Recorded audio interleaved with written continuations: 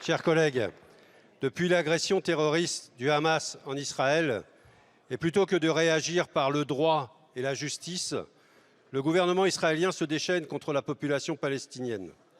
Le blocus total de Gaza et les bombardements ont déjà tué des milliers d'innocents. En Cisjordanie et à Jérusalem-Est occupée, la colonisation continue. Plus de 90 Palestiniens y ont été tués par des colons et par l'armée israélienne en 2 semaines.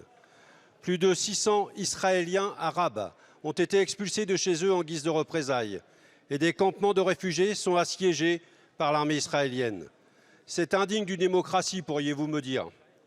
Il faut le rappeler, le peuple palestinien n'est pas responsable des horreurs du Hamas. Alors que le conflit déborde dans les pays arabes voisins, la France, membre du Conseil de sécurité des Nations Unies, doit poser en urgence des actes forts pour que nous trouvions au plus vite le chemin de la paix. Le corridor et les moyens humanitaires ne sont qu'une goutte d'eau pour la population. La France doit agir pour obtenir au plus vite un cessez-le-feu permettant notamment la libération des otages. Cela entamera une ère nouvelle de négociations de paix en tenant compte des leçons de l'histoire. Ce cessez-le-feu ne peut conduire à un statu quo, il doit conduire à un accord de paix.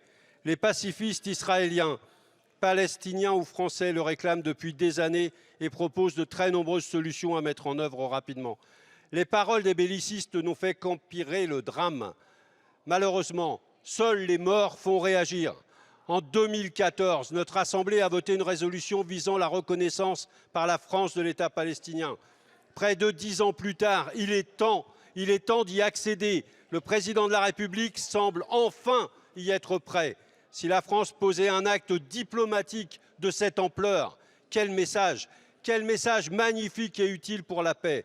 Êtes-vous prêt à œuvrer concrètement à un... La parole est à monsieur Olivier Becht, ministre délégué chargé du commerce extérieur, de l'attractivité et des Français de l'étranger. Merci beaucoup, Madame la Présidente, Mesdames et Messieurs les députés, Monsieur le député Lecoq. Pardon.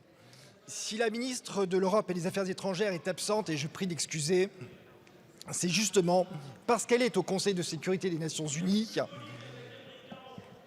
parce qu'elle est au Conseil de sécurité et que nous défendons au Conseil de sécurité depuis plus d'1 semaine la question de la trêve humanitaire qui doit déboucher sur un cessez-le-feu à terme.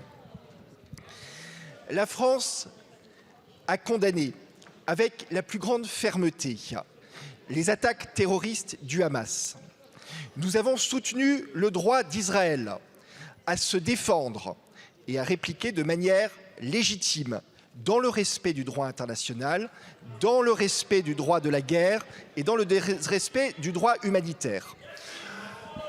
Nous sommes au soutien du peuple palestinien à travers l'aide humanitaire. 20 millions d'euros ont déjà été engagés et s'il faut rallonger ce montant, nous le ferons, nous y sommes prêts. En ce qui concerne la position de la France, elle est claire, monsieur le député, et elle est claire depuis 30 ans. Nous avons soutenu, depuis les accords d'Oslo, la solution à 2 États qui permettent au peuple palestinien et au peuple israélien de vivre en paix côte à côte. La position de la France est claire et elle n'a pas varié. Et c'est ce que le président de la République a rappelé à la fois aujourd'hui à Tel Aviv, à Jérusalem et à Ramallah. Merci. Merci, monsieur le ministre. La parole est à monsieur Nicolas Dupont.